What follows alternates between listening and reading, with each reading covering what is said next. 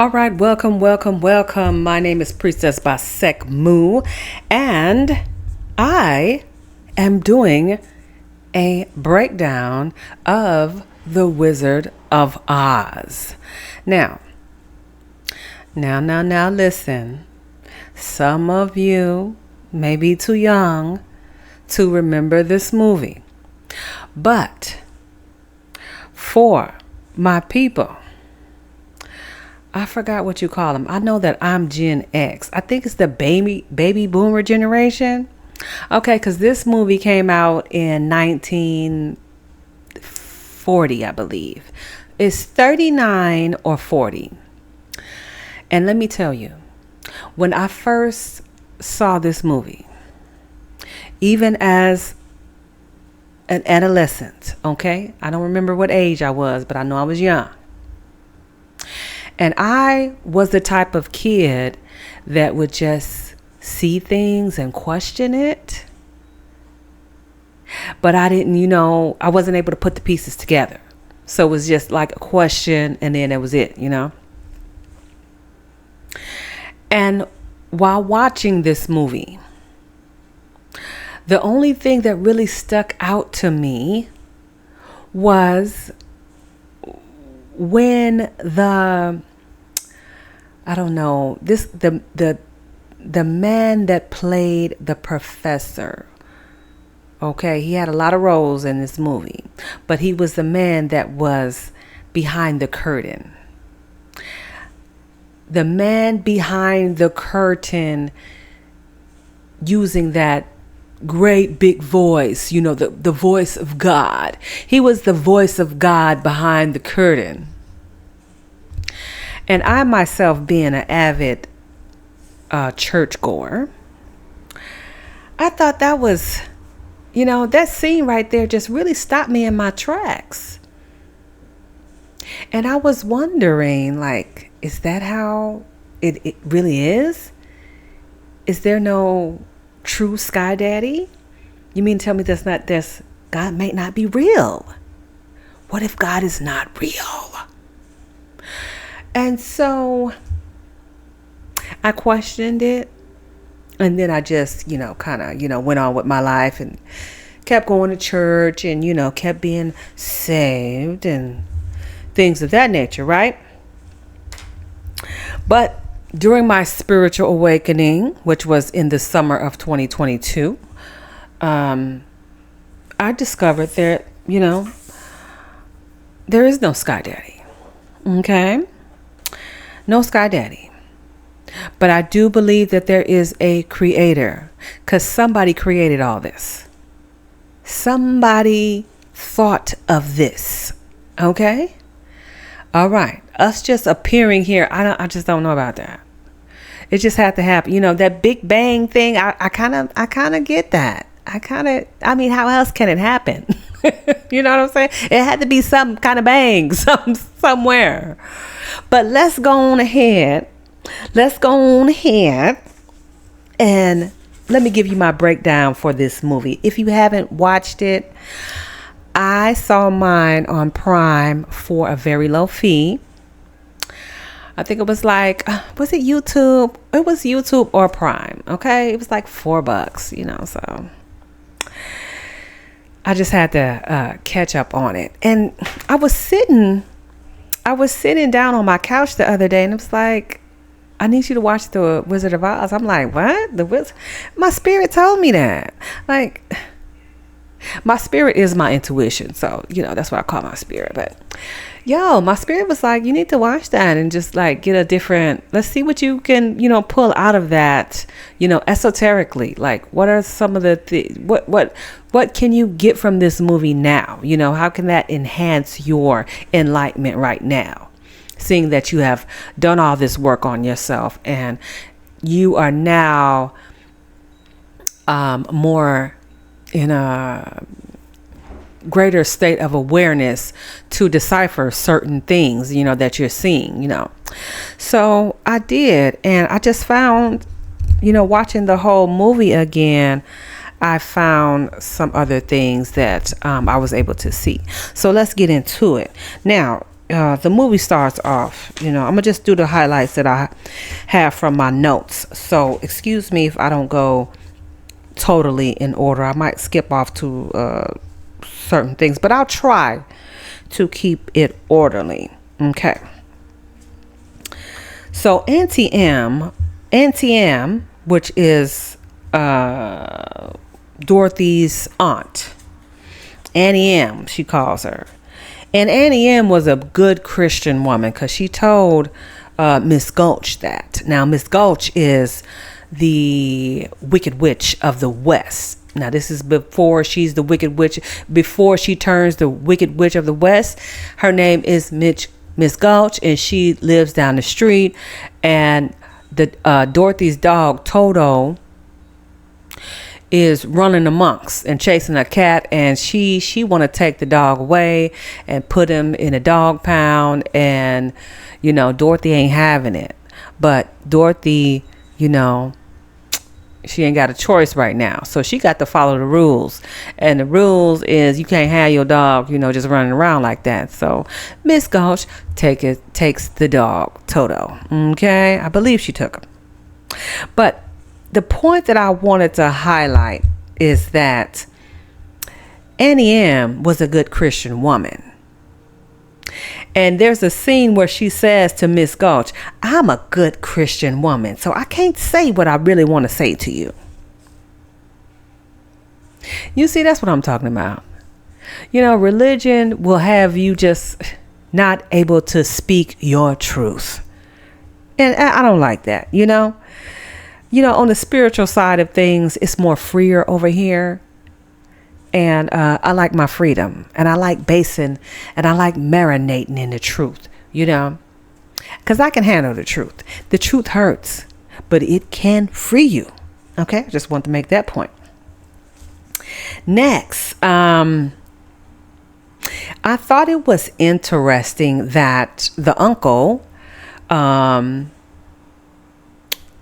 so there's 3 of them working on the farm with her, which is the lion, the scarecrow, and the what's the other one? The lion, the scarecrow, and the Tin Man, right? But this is before they turn into those characters. So they're on the farm, but I thought it was interesting because the scarecrow guy. The scarecrow is telling the Tin Man that he needs to have a heart, and the other guy is telling him that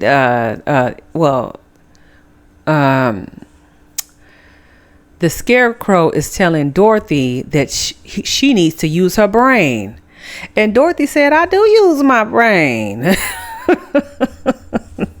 I thought that was cute. She said, I do use my brain. And then she falls in the pit. But I thought that was very interesting in the beginning of the movie, that they were telling each other to have courage and to think. And, so I thought that was very interesting. So that kind of let the movie kind of flow into what's actually going on. Okay, so then Dorothy, I guess she wanted to run away. And so on the road to running away, she stumbles on Professor Marvel. Yes, I think that was his name when he was reading the crystal ball to her. He called himself Professor Marvel. Isn't that interesting? His name is Professor Marvel. Jeez, you just don't realize these things until you really it's just amazing. But when Dorothy was hit over the head in the window hit Dorothy over the head, and then she woke up in the magical land of Oz. And in the process, she kills the Wicked Witch of the East. I don't know how she didn't mean to do it. And that's one of her favorite lines in this movie. I said, I didn't mean to. She ain't mean to do nothing. but somehow it gets done. So after she is wakes up in the magical land of Oz, and she accidentally unalives the Wicked Witch of the East in Munchkin Land, okay, in the dream world. She is told by the Good Witch to keep on those slippers, because after the Wicked Witch of the East dies, the slippers just, magically appear on Dorothy. Okay. And the interesting thing is that those ruby red slippers got a lot of power. So that's why the Wicked Witch of the West wanted those shoes. And so the Good Witch told Dorothy, hey, don't take off those shoes, because it must be something about those shoes that she wants. There's some power in those shoes. So don't you give them away or nothing. And so then, the Wicked Witch of the West, that she tried to run up on Dorothy. And she like, you better give me them shoes. And she said, the Good Witch said, no. You better get on out of here before a house falls on you too. She said, you better get on out of here, because you ain't got no power here. Okay? You ain't got no power right here. I like that. I like that about the Good Witch. She just knew, you ain't finna run nothing over here. You ain't got no power over here. And we need to do that. We need to do that to some of the things that, haunts us, in our lives. We need to just tell these things, you have no power here. I had to do this the other day. I'm just like, all these negative thoughts coming up, but you ain't got no power here. You don't have no authority over me. Sometimes you just got to speak these things. You got to, stand up in your fire. Okay? Now, let's move on. Okay. So another interesting thing that happened is right when, she was telling Dorothy that, she need them ruby red slippers. And after the Good Witch told her, she said, you need to be gone, because you ain't got no power here. So, the Wicked Witch of the West, she's like, okay. And she disappears in a pillar of sulfur. Now, sulfur is actually yellow when it's hard. Sulfur is like a, element of gas, right? But I noticed when the Wicked Witch of the West disappeared into that pillar of smoke, it was red. And so the Good Witch was like, whew, she was like, all that sulfur, it's just too much in the air. And I said, look at them learning a little, chemistry. Got some chemistry going on in this movie. And so I had to look up the color of sulfur. It was actually yellow, but when sulfur gets really hot, it can turn red, or I think it was like pink or something like that. So I thought that was kind of interesting.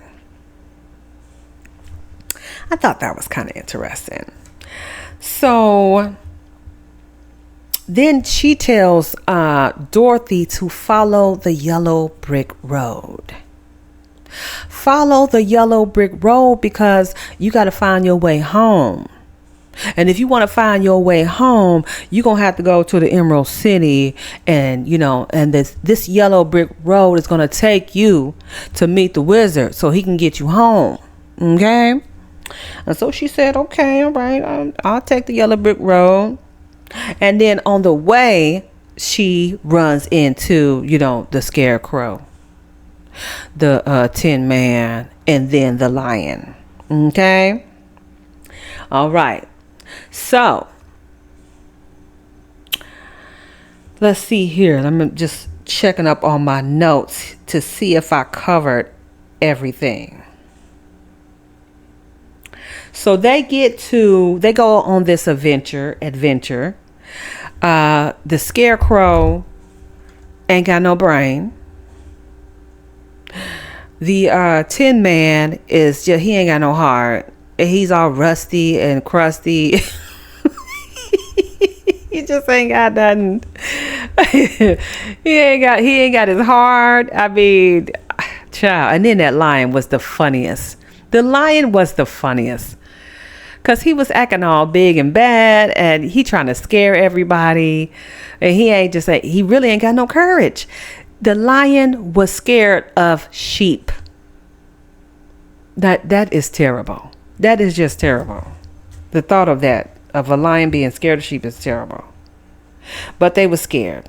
And then while they were walking, Dorothy, she gets a little tired. She ain't ate nothing. And so she got to lay down. But he was like, no, come on, let's get you some food. So they pass a tree. And they pick an apple off the tree. And the tree wakes up. And the tree is like, hey, you can't be taking apples from my tree. How would you like if I just took some of yours or took something you had? And I was just like, I know that's right, tree, tell him. Because spiritually, it is not polite to pick things or just take things from trees. You have to get their permission first. So whenever I pass a tree or something like that and I want to kind of take something from a flower or something, I'll ask the tree's permission for me to do that. And if I feel like it's allowing me to, I'll take the flower, but I ask first. I don't just take things off the tree, because that's not, I have more of a respect for the environment now. I don't throw down, bottles or anything like that. Like, once you start connecting with the earth, you'll have more respect for it. And, on this spiritual journey, Mother Gaia is very, very respected. Okay, you'll learn that. All right. And you will learn that hugging trees is a way to heal yourself. So not every time, I ain't gonna lie now, not every time when I'm out in nature, I hug trees. But for the most part, if I see one, I got a couple of them that I like to hug, when I walk past. I got one for sure that I like to hug every time I walk past. But I don't do it all the time, but most of the time, that tree gets my attention. I don't know why. It just looks good standing there. But yeah, so I thought that was interesting too. Okay, see, where are we now? All right. So they got to get to the Emerald City because, they want a brain, somebody want a heart, and somebody, they need courage. And so they think they're going to, it's just like them going to meet God and asking God to give them something that they already have, but they don't know that they have it. Okay. And one thing that I'm seeing about all of these movies that I watch is someone that needs to have belief in themselves. That's kind of what this whole movie was about, having belief in yourself. And I love that because I have found more belief in myself. So I think that's why the universe wanted me to watch this movie. Yeah. And so there's a part in the movie where the Wicked Witch of the West rides up in the air with her sulfur, all her smoke. And she's telling Dorothy to surrender. She had a real bad obsession with Dorothy. And I'm just like, where did all this smoke come for Dorothy? It's really because of the dog? And she couldn't stand that dog either. But she wrote up in the air, surrender Dorothy. And I'm just like, damn, she want her bad. Maybe it's because she killed her sister, but I don't know. I just don't think she ever liked Dorothy at all. But I respect Dorothy because Dorothy was laying them out. You know what I'm saying? Like, Dorothy was checking the lion. She was checking somebody else that she checked. She was checking people all through the movie. I'm just like, if you did something mean, Dorothy was gonna check you. Okay, because Dorothy said she told somebody, she said, I am Dorothy. Because someone asked her who she was. She was like, I am Dorothy, the small and the meek. Dorothy knew she was good. She knew she was a good person. You know what I'm saying? And so that reminded me of the Bible verse, Matthew 5, verse 5, when it says the meek shall inherit the earth. And you know what? Right now it is 2025, and this is the Great Awakening period. Okay, we are in the age of Aquarius. We are leaving the age of Pisces, which is, like you don't see nothing. You just going along with everything. But the age of Aquarius, baby, we waking up. Okay, we're waking up to the truth. We're finding our true nature. We're sharpening our gifts, our talents. This is just, I think what's happening is we're coming back to the Renaissance era. You know what I'm saying? Where everybody is just, everyone is really enlightened and stepping into their gifts and using their gifts, to just make the world a better place. Okay? We're coming together, And so we're leaving a legacy for generations to come, but it won't be the old legacy, the old of, see no evil, hear no evil, all that crap. All that's going out the way, and truth is being exposed. It's a lot of things being exposed right now. So, you being able to connect with the planets in the universe, you're getting on the frequency of the universe. So you're learning to ground those energies and connect with the universe, because I just feel like being religious right now and not being able to tap into the universe and see what's going on with the planetary alignments and stuff like that. Like we just had a full moon. And so, you're getting on that frequency of that full moon, and you learn to connect with yourself, and just religiously, you're not able to do those things. Okay. You're just always looking for something externally, and you're going by this, Bible, and you're going by these books, and I don't know, just, it ain't my thing. So, but if that's your thing, I don't know why you're here on this channel, but you're on the wrong channel, because I only deal with, collective over here, chosen ones over here. That's who I speak to. I don't speak to religious people. So I don't know. Could be the wrong video for you. But anyway, so they get to the Emerald City, and they want to speak to the man, the Wizard of Oz. And so this guy that comes out is the gatekeeper of Emerald City. Now, if you look at the movie, you will notice that this is the professor. This is the Professor Marvel in Kansas that gave her this fake reading. Now he's, the gatekeeper of the Emerald City. He was also a guard, a carriage driver, and he was the wizard. Like, this one dude played like 5 roles in this whole movie. This dude was conning through the whole freaking movie. He was conning through the whole freaking movie. And that was crazy for me. But him chasing all those roles. Oh my gosh. Let's see what else I have here. And so when they get to the Emerald City, when they finally see the guy, he tells them when they first go, this was when they first go, because they're going to go 2 times, because they want the Wizard of Oz wants them to go and unalive the Wicked Witch of the West.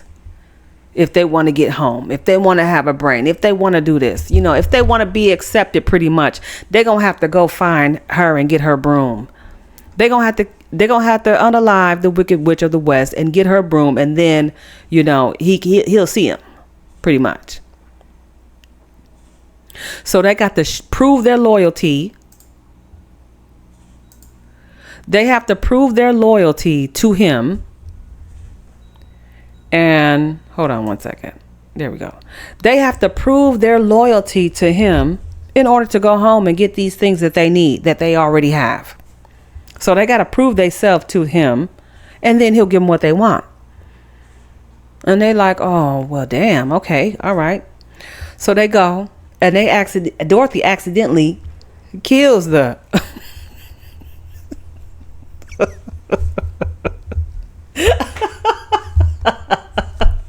Dorothy accidentally kills the Wicked Witch of the West. Finally, after she'd been on her ass the whole movie. So she kills her. I'm trying to say unalive, but just killing sounds just a lot more better. So she puts the somebody got on fire. I think it was the hay guy, the scarecrow. He gets set on fire, and so Dorothy she throws the water, and it hits the Wicked Witch of the West, and she accidentally kills her. And I thought this was interesting.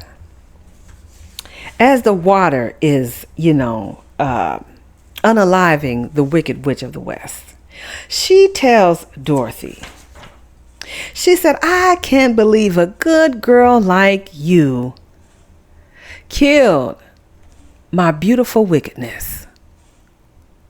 I said, what? She can't believe a good girl like her.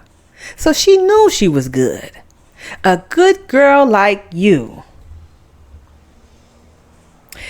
has taken my wickedness, has destroyed. No, she said, a good girl like you has destroyed my beautiful wickedness. I said, oh my. Oh my, not your beautiful wickedness, honey. She called her wickedness beautiful. I said, okay, all right now. Okay, well, so she's gone. And so now they get the broom. They get the broom. They go back to the Emerald City, and look, the Oz, he that's not good enough from him. And they're like, wait a minute. Now we didn't did all this. We didn't did all this stuff. And they went through some things when they had to go back and get that broom. They almost got unalive themselves. So at this point, I didn't give you what you asked for, and it's still not good enough for you. What? They was like, nah, that's nah. We ain't, the Tin Man. He was like, nah, you got the, you gonna give us something. We ain't do all this for nothing. And I was like, I know that's right. You tell him, okay? You tell him. And so God is talking. God is, giving his demands, and, and then they just like, wait a minute. The dog goes over. He's like, who's that behind this curtain? Who's this behind this curtain? And so Toto goes and he pulls the curtain. He pulls the curtain back. And it's similar to what's going on right now. Because the veil right now is being lifted. Truth is being exposed. Have you guys seen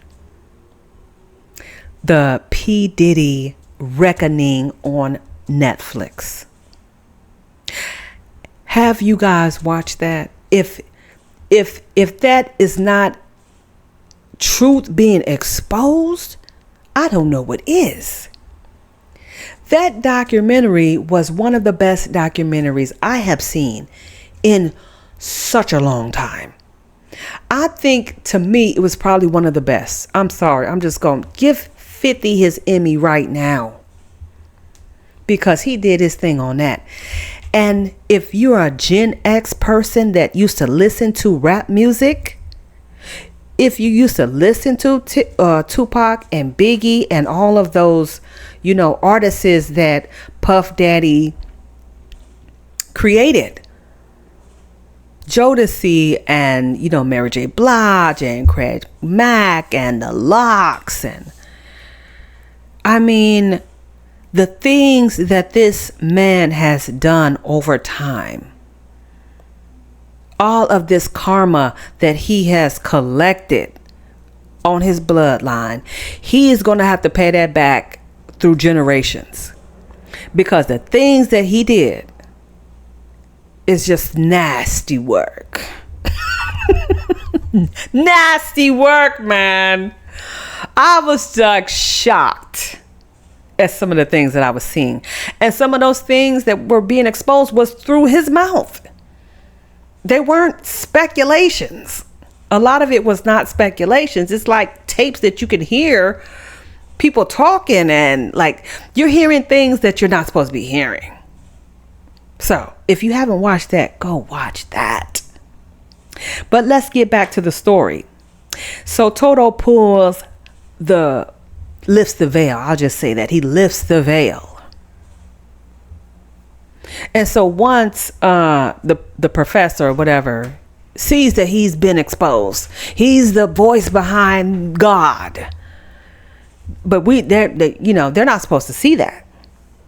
And so the voice says, pay no attention to that guy behind the curtain. I thought that was very interesting. Pay no attention to that guy behind the curtain. And that's kind of what they want us to do in religion.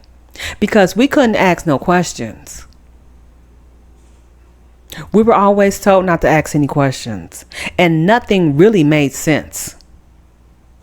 When I read the Bible as a child, not as a child, but just growing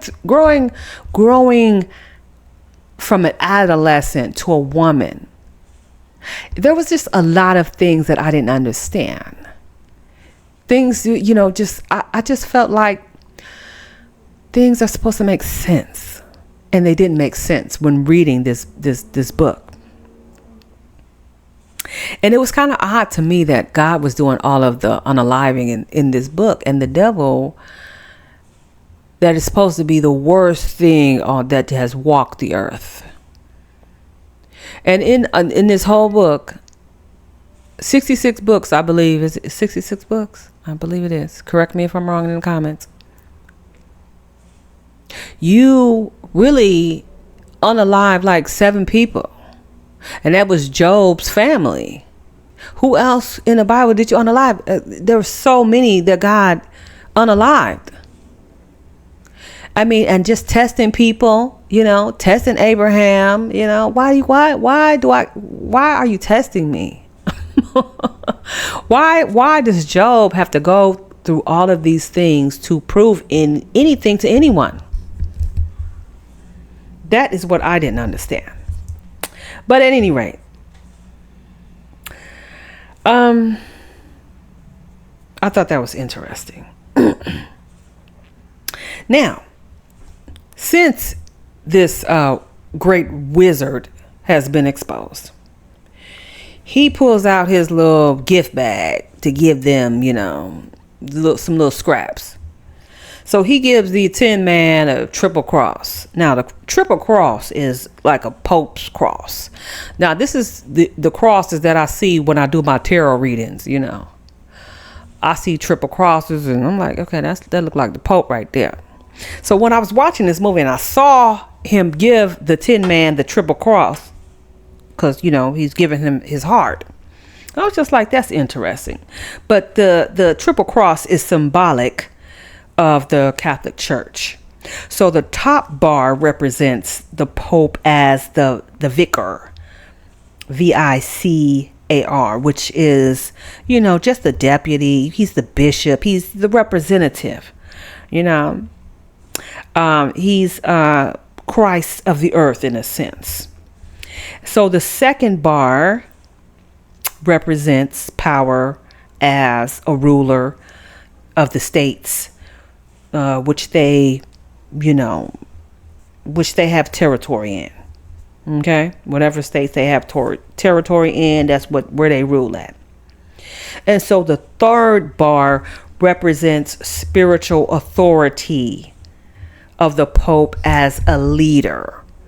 So, it's a very religious thing to get, I guess. And so, but through the movie, the Scarecrow finds out that he does have a brain. Because he's telling them as they're running, trying to, get this broom, he's telling them, hey, let's go this way. Hey, let's go that way. Well, if you didn't have a brain, how do you know which way to go? See, it's all about belief in yourself. It's all about belief. You had a brain the whole time. You just didn't use it. You just wasn't tapped in. But look, now you went on this adventure, and now you're able to do it. I think that's a message too. Some of us just need to go on some adventures or something like that. Even if it's just internal, we need to take some eternal adventures within ourselves to learn ourselves. Tap into yourselves. Okay? So, and then the Wizard of Oz, he want to take Dorothy home, but he ends up, Toto chases a cat, and then Dorothy got to get off the air balloon, and she misses the flight home. So the professor leaves without her. He just giving out these fake gifts, and they don't get nothing. They're getting things they already have, which is not authentic, because the authenticity is within them. The answer was in them the whole time. And all Dorothy needed to do was just click them ruby red slippers together, and she would have been home. And then the good witch gonna tell her, that's all you needed to do in the first place. Well, heifer, why didn't you just tell me that? Why you had me going all down following yellow brick roads and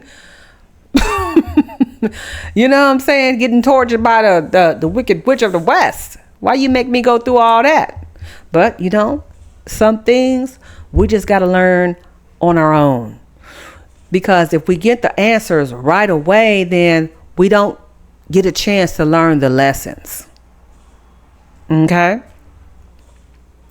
so I thought that was kind of interesting. Let me see. I think that's all.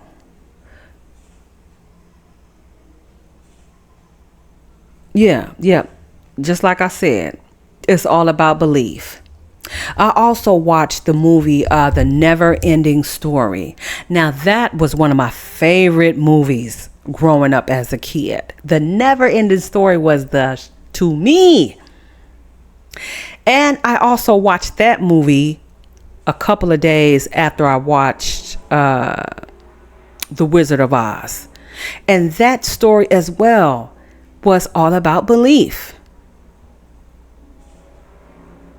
which I thought was interesting.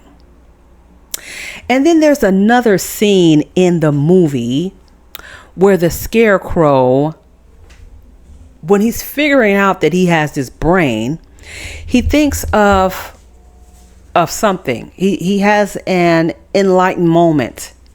And he says, after he has this enlightened moment, he says, "Oh, rapture." And when he said that, I was just like, what is it? What do you mean rapture? Isn't that like the second coming of Jesus? That's what that means, when Jesus is supposed to come and lift. They had that, they recently had that TikTok rapture like some months ago, and everybody thought they was about to be lifted up. And I thought that was so lame.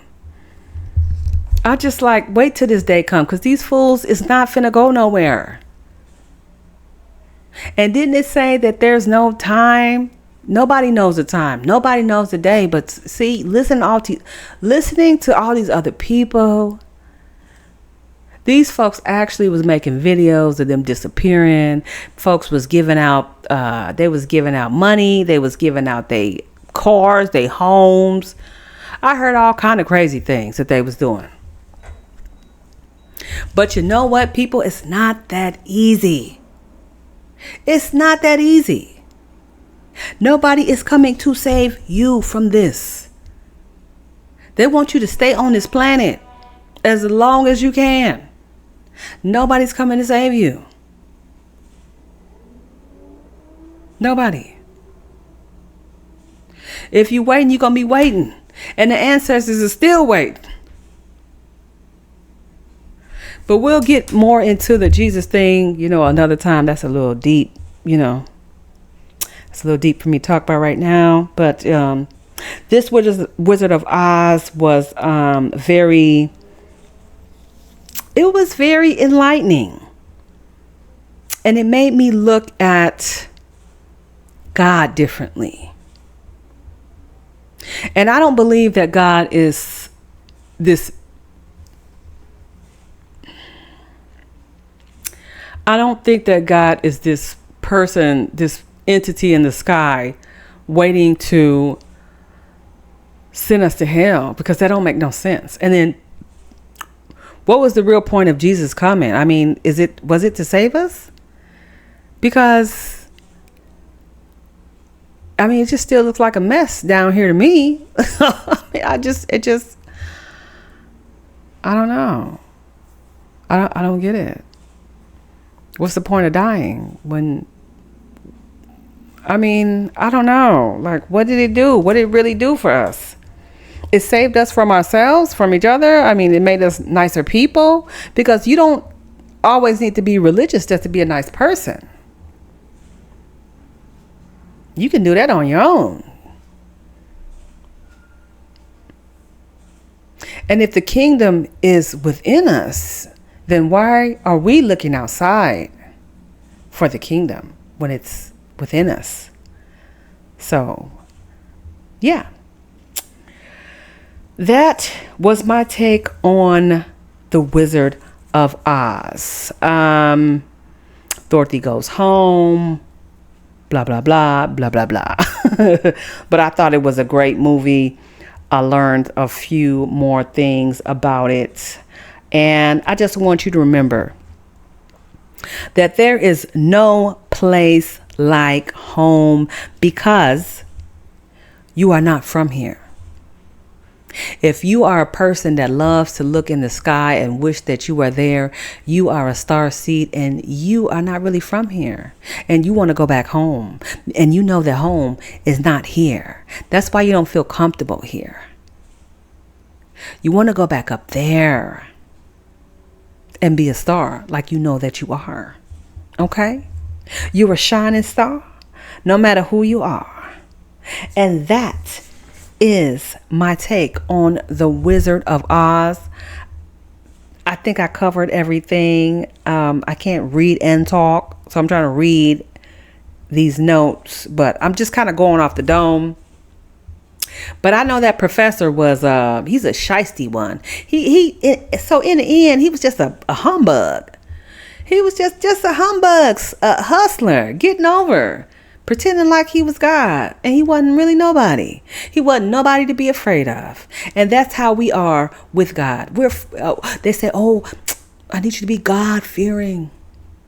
I want a God-fearing woman. I want a God-fearing man. And I take that literally. Like, you want me to fear you? But I don't think Christian-wise, I don't think that's what they mean. I think fearing God to them is being convicted of the things that you are doing, But then again, I say you don't have to fear God to do the right thing, But if you're following those biblical principles, then fearing God just means to be convicted. But see, I, as a kid, took it literal, like, oh, I need to fear God or else I'm going to hell. Hell scared the hell out of me. Because I just did not want to go there. I didn't want to burn. I didn't want to burn for eternity. But that's what the Catholic Church has done. Put fear in the hearts of the world. No more of that.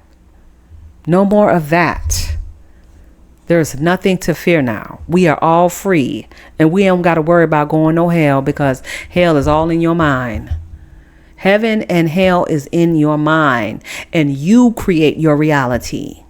You are the co-creator of this universe, and you have the power, and it is within you. Nothing is outside of you. It's all an illusion. Just like this, world of Oz. It's an illusion. It's a dream world. You're the only thing that's real. And that's my take on that. I hope you guys enjoyed this episode.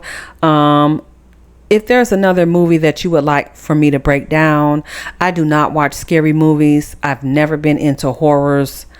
I can't do it. You know what I'm saying? I just like nice, I love the 80s movies. I love the 80s. I grew up in the 80s. So, that's my thing right there. So, I hope you liked this episode. And if you want me to break down the never ending story, let me know. But until next time, I will see you guys later. Thank you for listening. And until next time, I'm Priestess Basek Mu, and this is my take on the Wizard of Oz. Peace.